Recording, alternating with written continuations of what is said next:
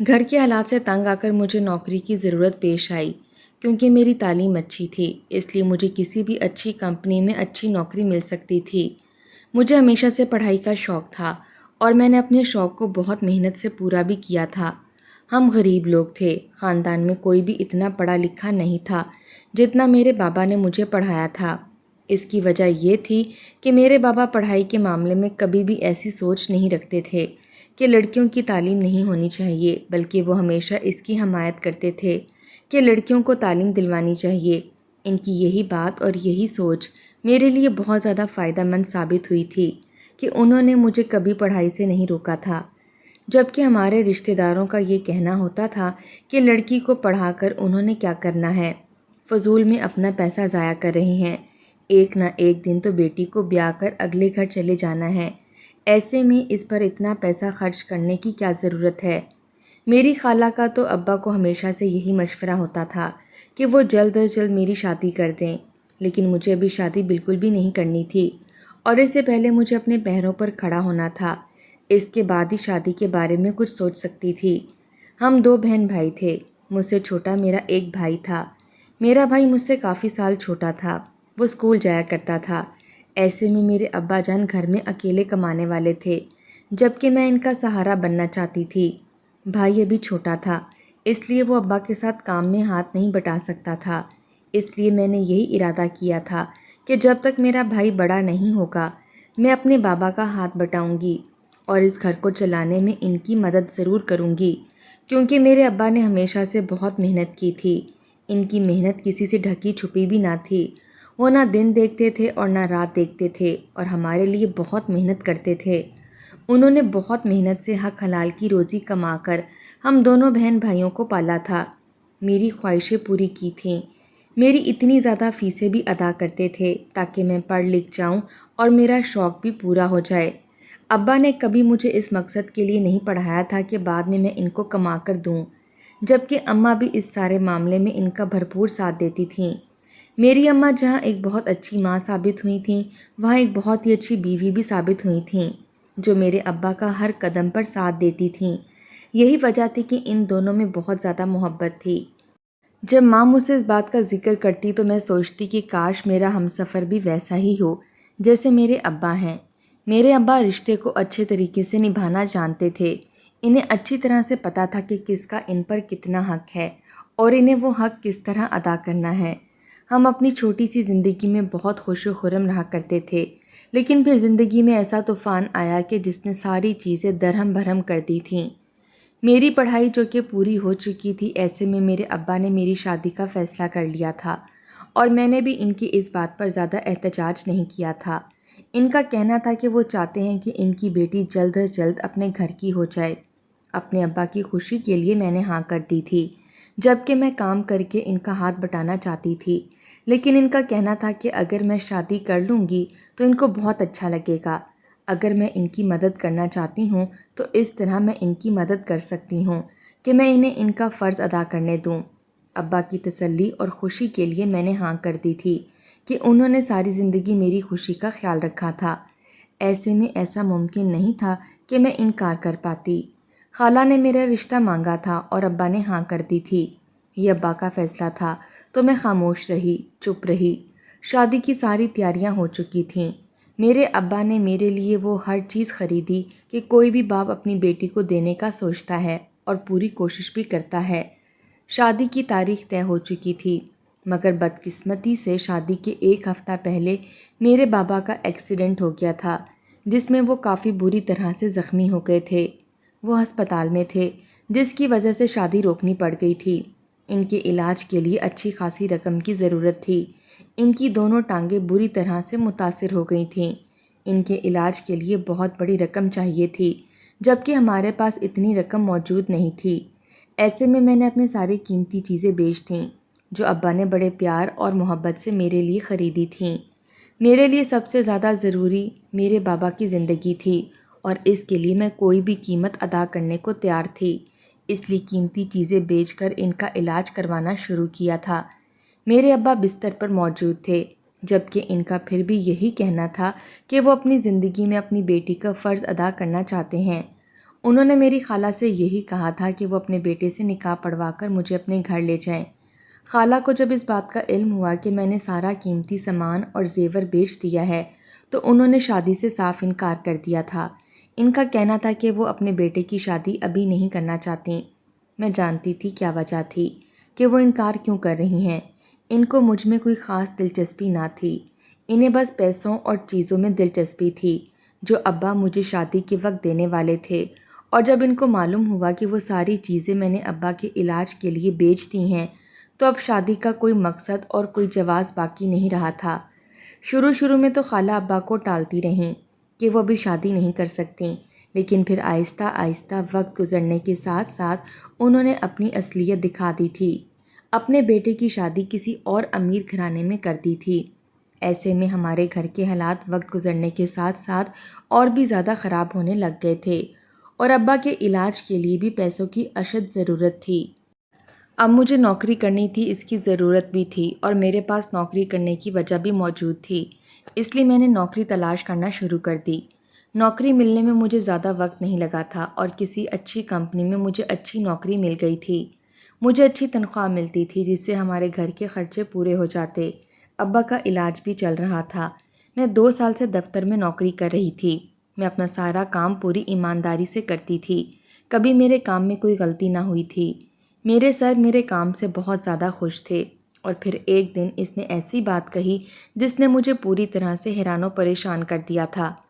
میرے مالک نے مجھے شادی کی آفر کی، ساتھ یہ بھی کہا کہ وہ میرے ابا کی ساری ذمہ داری اور میرے گھر کی ساری ذمہ داریاں اٹھانے کو تیار ہیں۔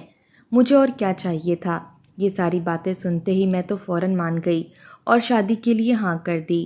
اماں سے بھی اس بارے میں مشورہ کیا تھا تو انہوں نے یہی کہا کہ میں شادی کے لیے ہاں کر دوں، کیونکہ جتنی میری تنخواہ تھی اس میں ہمارے سارے خرچے بہت مشکل سے پورے ہو رہے تھے۔ ایسے میں کوئی دوسری اور نوکری کر نہیں سکتی تھی، تو ایک ساتھ 2 نوکریاں کرنا بھی کوئی آسان بات نہ تھی۔ میں نے شادی کے لیے ہاں کر دی اور بہت جلدی شادی کر کے مجھے اپنے ساتھ اپنے گھر لے گئے تھے۔ میں نے یہی سوچا تھا کہ میں ان کے دفتر میں ویسے ہی کام کرتی رہوں گی تاکہ ان کو یہ نہ لگے کہ شاید میں نے پیسے کی خاطر ان سے شادی کر لی ہے۔ میں اپنی محنت پوری کروں گی اور کوشش کروں گی کہ اپنی ماں اور ابا اور بھائی کا خرچہ خود اٹھا سکوں۔ وہ مجھے اپنے گھر لے آئے تھے۔ ان کا گھر بہت بڑا اور حسین و جمیل تھا۔ میں تو اس کو دیکھ دیکھ کر حیران و پریشان رہ گئی۔ میں نے کبھی نہیں سوچا تھا کہ اتنے بڑے گھر میں میری شادی ہو سکتی ہے۔ کچھ تو میں نے اپنے گھر اپنے حالات سے تنگ آ کر شادی کی تھی، اور کچھ میں اپنی خالہ کو دکھانا چاہتی تھی کہ اگر انہوں نے اپنے بیٹے کے لیے میرا رشتہ نہیں لیا تو میں نے بھی ان کے بیٹے سے اچھے انسان سے شادی کر لی ہے۔ اس کے مقابلے میں میری خالہ کا گھر تو کچھ بھی نہیں تھا۔ شادی پر ہم نے ان کو بلایا تھا، جبکہ شادی کے وقت مہنگے مہنگے تحفے اور میرا اتنا امیر سسرال دیکھ کر وہ چونک گئی تھیں۔ اس وقت ان کے چہرے پر جو میں نے ناگواری اور جلن دیکھی تھی، اس سے مجھے بہت زیادہ سکون مل گیا تھا۔ انہوں نے مشکل حالات میں میرا ساتھ چھوڑا تھا۔ آج ان سے بہتر گھرانے میں میری شادی ہو گئی تھی۔ خالہ تو دیکھتی رہ گئیں۔ ان کو یقین ہی نہیں تھا کہ میرا کبھی اتنے بڑے اور اچھے گھر میں رشتہ ہو سکتا ہے۔ جس وقت انہوں نے میرا رشتہ ٹھکرایا تھا، ان کو یہ بات پتہ چلی تھی کہ میں نوکری کرنے لگی ہوں، تو اسی وقت وہ پچھتانے لگی تھیں کہ اگر میں رشتہ لے لیتی تو آج میں ان کو کما کر بھی دیتی۔ ایسے میں انہیں اور کیا چاہیے تھا، لیکن انہوں نے اپنے پیروں پر خود ہی کلہاڑی ماری تھی۔ جس جگہ انہوں نے اپنے بیٹے کا رشتہ کیا تھا وہ لوگ تھوڑے سے امیر تو تھے، لیکن ان میں تکبر بہت تھا۔ شادی کے 2 مہینے بعد ہی انہوں نے میری خالہ کو دن میں تارے دکھا دیے تھے، اور پھر اپنی شادی سے 2 دن پہلے مجھے یہ خبر ملی کہ وہ اپنے شوہر کو لے کر اپنے گھر رہنے لگی ہے، جبکہ میری خالہ پیسے کی لالچ میں بیٹے سے بھی ہاتھ دھو بیٹھی تھیں۔ میری شادی کو کچھ دن گزرے تھے۔ میرا شوہر میرا بہت خیال رکھتا تھا، میرے ساتھ ساتھ میرے گھر والوں کی بھی فکر کرتا تھا۔ میں اس بات سے مطمئن تھی کہ ہم سب لوگوں کو کسی کا سہارا مل گیا تھا۔ میرے بابا کا اچھے ہسپتال میں علاج شروع ہوا تھا، جس سے امید کی کرن نظر آئی تھی کہ وہ بہت جلد اپنے پیروں پر دوبارہ سے کھڑے ہو جائیں گے۔ اور پھر جب ابا اپنے پیروں پر کھڑے ہو جاتے تو مجھے اپنے شوہر کا احسان لینے کی کوئی ضرورت نہ تھی۔ میرے ابا میری ماں اور بھائی کے اخراجات اچھی طرح سے اٹھا سکتے تھے۔ میرے ابا بہت خوددار آدمی تھے۔ انہوں نے کبھی آج تک کسی سے کوئی مالی مدد نہیں لی تھی۔ وہ بہت محنت کرتے تھے۔ انہوں نے آج تک کسی سے کوئی قرض نہ لیا تھا، اور اگر کبھی ضرورت پڑنے پر لے لیتے تو کچھ عرصے میں وہ واپس کر دیتے تھے۔ یہی وجہ تھی کہ سب لوگ ان کی اس معاملے میں بہت زیادہ تعریفیں کیا کرتے تھے کہ میرے ابا ایک بہت ہی ایماندار اور اچھے انسان ہیں۔ شروع میں تو دوست اور محلے داروں نے بھی بہت زیادہ مدد کی تھی، لیکن وہ غریب لوگ تھے، زیادہ مدد نہ کر پائے۔ میرے ابا کو اچھے علاج کی ضرورت تھی، اچھے علاج کے لیے اچھے پیسوں کی بھی ضرورت تھی، جو کہ ہمارے پاس موجود نہ تھے۔ ایسے میں مجھے نہ چاہتے ہوئے بھی اپنے مالک سے شادی کر کے ان کا احسان لینا پڑا تھا، لیکن آج تک اس نے کبھی بھی مجھ پر احسان نہ جتایا اور نہ ہی اس بات کو ظاہر کیا تھا کہ وہ ہم سب کے خرچے اٹھا رہے ہیں۔ میں نے ان کے جیسا انسان اپنی پوری زندگی میں نہیں دیکھا تھا۔ جہاں پر اپنے بہت سے قریبی رشتہ دار بدل جاتے ہیں، جیسے کہ میری خالہ، وہاں پر کوئی بیگانہ کب آپ کی مدد کرتا ہے، آپ کو سہارا دیتا ہے۔ ایسے میں اگر کوئی ایسا ہو تو ہم اس انسان کو فرشتہ ماننے لگتے ہیں۔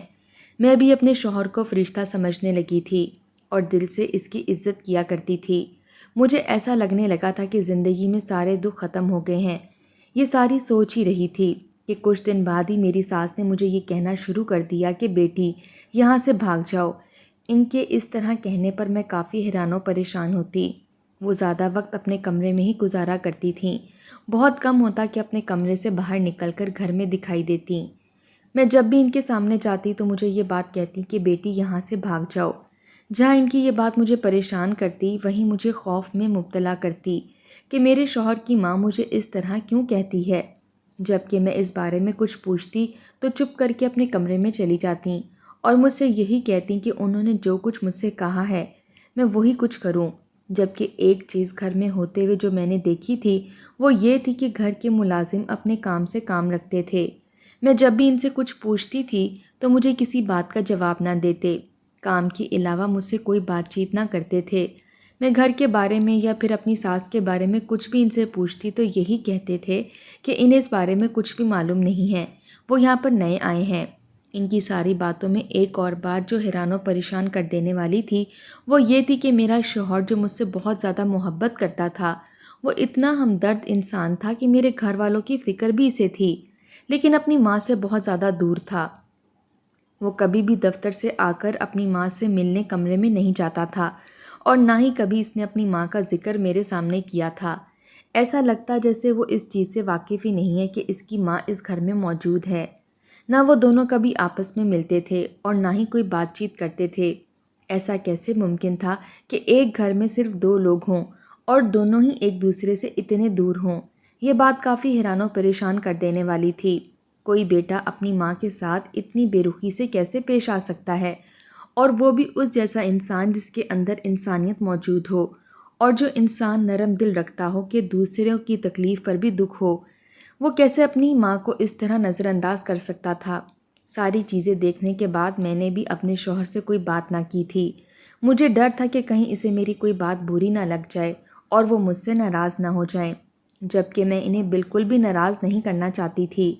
اس کے مجھ پر اور میرے گھر والوں پر بہت زیادہ احسانات تھے۔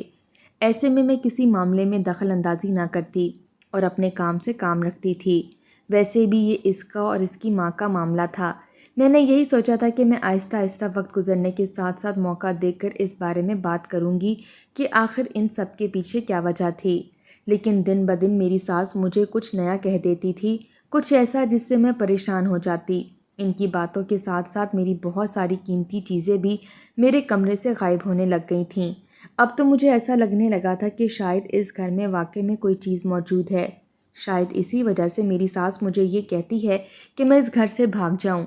پہلے تو صرف اور صرف مجھے پریشانی ہوتی تھی، لیکن اب مجھے خوف محسوس ہونے لگا تھا کہ اس گھر میں واقعی سایہ وغیرہ تھا۔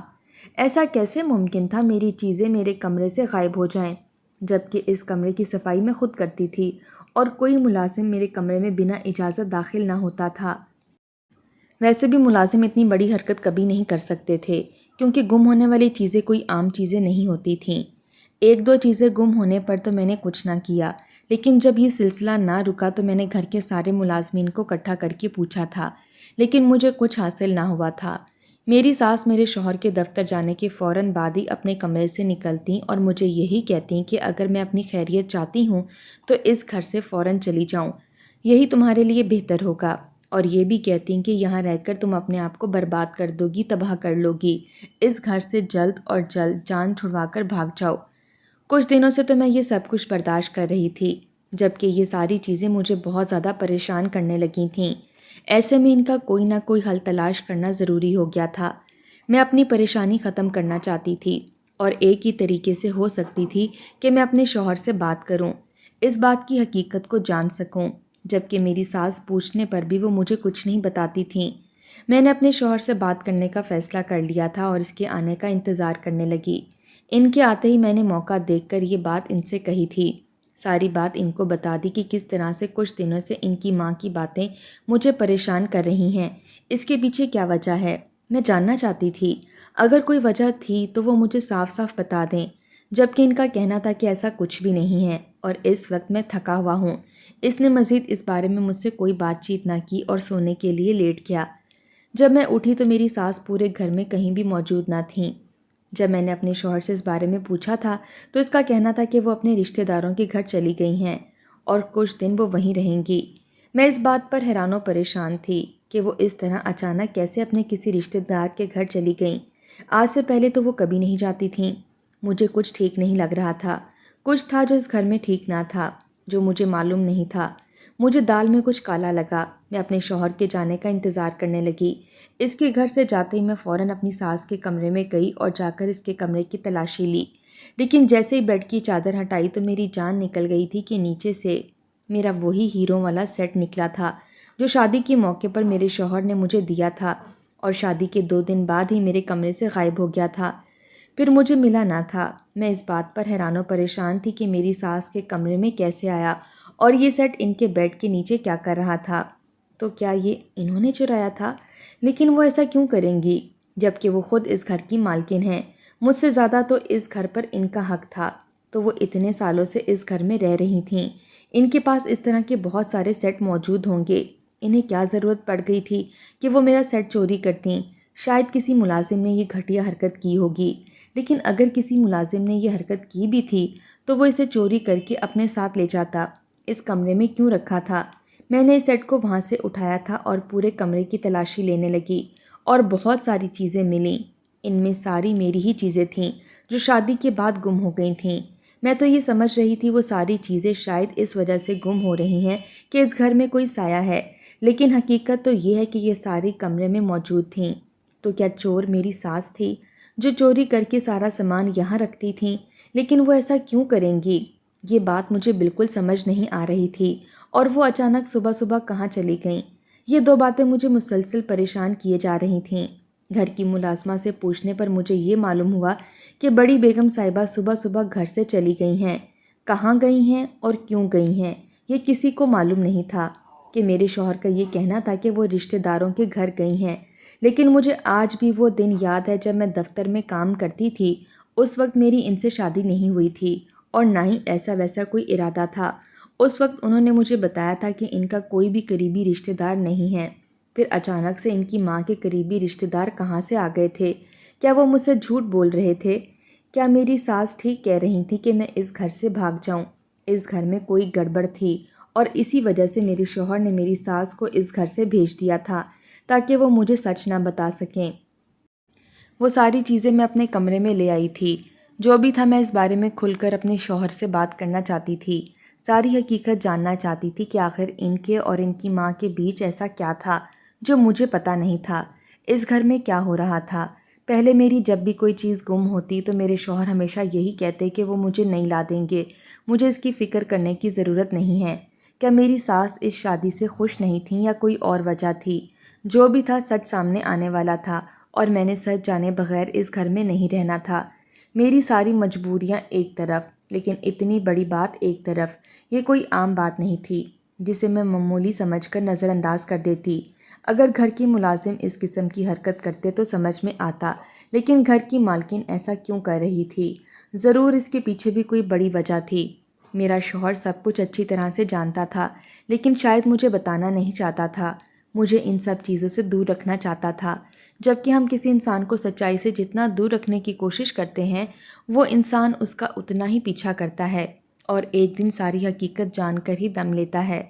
میں کبھی بھی بزدل نہ تھی، کبھی بھی ڈر کر پیچھے نہیں ہٹی تھی اور آج بھی اس سے پیچھے نہیں ہٹ سکتی تھی۔ اگر اس راز کے جاننے کی قیمت بھی مجھے یہ ادا کرنی پڑے کہ مجھے یہ گھر چھوڑنا پڑے تو میں یہ بھی ادا کرنے کو تیار تھی۔ میں جانتی تھی کہ مجھے اپنے شوہر کی اس وقت سب سے زیادہ ضرورت ہے، کیونکہ ایک تو اس نے مجھے اپنے گھر میں پناہ دی تھی، مجھے عزت دی تھی، مان دیا تھا، اور دوسرا اس کے مجھ پر بہت زیادہ احسان تھے کہ وہ میرے گھر والوں کا بھی بہت زیادہ خیال کرتا تھا۔ لیکن اس کے باوجود بھی اتنی بڑی بات کو چھپا کر خاموشی سے نہیں رہ سکتی تھی۔ مجھے اپنے شوہر کے آنے کا انتظار تھا۔ اس کے آتے ساتھ ہی میں نے وہ ساری چیزیں اس کے آگے رکھیں، اس سے پوچھنے لگی کہ یہ سب کیا تھا۔ وہ ساری چیزیں دیکھ کر خاموش ہو گیا اور میں نے کہا کہ وہ اس بارے میں پہلے سے جانتا تھا کہ یہ سب کچھ اس کی ماں کا کیا دھرا ہے، لیکن اس نے مجھے نہیں بتایا کہ اس کی ماں ایسا کیوں کرتی تھی۔ اس نے مجھ سے سچ چھپایا تھا کہ میری جو بھی قیمتی چیز غائب ہوتی تھی، اس سب کے پیچھے اس کی اپنی ماں تھی، جبکہ انہیں اس چیز کی کیا ضرورت پیش آئی تھی۔ وہ گھر کی مالکن تھی، اس کے پاس تو اس سے زیادہ مہنگی چیزیں موجود ہوں گی، تو پھر انہیں کیا ضرورت تھی۔ اور ویسے بھی میرے شوہر نے مجھ سے اتنا بڑا جھوٹ کیوں بولا تھا کہ اس کی ماں اپنے قریبی رشتہ داروں کے گھر گئی تھی، جبکہ اس کا تو کوئی قریبی رشتہ دار تھا ہی نہیں۔ میرے شوہر کا کہنا تھا کہ وہ یہ سب کچھ مجھے کبھی نہیں بتانا چاہتے تھے، لیکن اب یہ سچائی بتانا بہت زیادہ ضروری ہو گئی تھی۔ اس نے مجھے پورا سچ بتا دیا تھا۔ وہ عورت جو اس گھر میں موجود تھی وہ اس کی ماں نہیں بلکہ وہ ان کے ابا کی دوسری بیوی تھی۔ ان کی اصلی ماں تو بہت پہلے انتقال کر گئی تھی، جبکہ وہ عورت ان کے ابا کے دفتر میں کام کرتی تھی اور ان کی ایک معمولی سی سیکرٹری تھی۔ اس نے دولت کی خاطر لالچ میں آ کر ان کے ابا سے شادی کی تھی اور اس کے ابا کے مقابلے میں وہ عمر میں چھوٹی تھی۔ ان کے بابا جو کہ ایک بیٹے کے باپ تھے، ایسے میں وہ عورت کم عمر ہونے کے ساتھ ساتھ بہت زیادہ خوبصورت بھی تھی، اور اسی وجہ سے شادی کے بعد وہ ابا کو بوڑھا کہتی اور ساتھ ہی ساتھ یہ بھی کہتی کہ میں کہاں اس بوڑھے سے شادی کر کے پھنس گئی ہوں۔ میرا شوہر اس وقت 10 سال کا تھا اور چھوٹا تھا، لیکن یہ سب سمجھتا تھا۔ اسے وہ عورت بری لگنے لگی جو اس کے باپ کے بارے میں ایسا سوچتی تھی، اس کے پیسوں سے عیش کرتی تھی اور اسی کو برا بھلا کہتی تھی۔ میرے شوہر اپنے بابا کے سب سے زیادہ قریب تھے۔ سب سے پہلے ان کو ان کے باپ سے دور کیا گیا اور پھر پورے گھر پر خود حکمرانی کیا کرتی تھیں۔ اس گھر سے قیمتی چیزیں چرا کر لے جایا کرتیں اور میرے سسر کے سامنے یہ کہتیں کہ ان کے بیٹے نے چوری کر کے اپنے دوستوں کو دے دی ہے۔ ایسے میں میرے شوہر کے دل میں اس کے لیے نفرت اور زیادہ بڑھ گئی تھی اور وہ اسے سخت ناپسند کرنے لگے۔ میرے سسر کی غیر موجودگی میں وہ سارا دن باہر گھومتیں اور سارے کام اپنی مرضی سے کرتی تھیں۔ حسن نے بھی اسے اختیار دے رکھا تھا، وہ جو چاہیں کر سکتی تھیں۔ میرے شوہر کے کہنے کے مطابق اس عورت نے ان پر بہت زیادہ ظلم ڈھائے تھے، ان کو ان کے باپ سے دور کر دیا تھا، ان کے حصے میں کسی کی محبت نہ تھی۔ وقت کا کام ہے گزرنا اور اس کے ساتھ ساتھ بہت کچھ بدل جاتا ہے۔ بہت سے لوگ جو ایک وقت میں کسی چیز کا اختیار نہیں رکھتے، اگلے ہی وقت میں ہو سکتا ہے کہ سارے اختیارات ان کے پاس موجود ہوں۔ ایسا ہی کچھ اس گھر میں ہوا تھا۔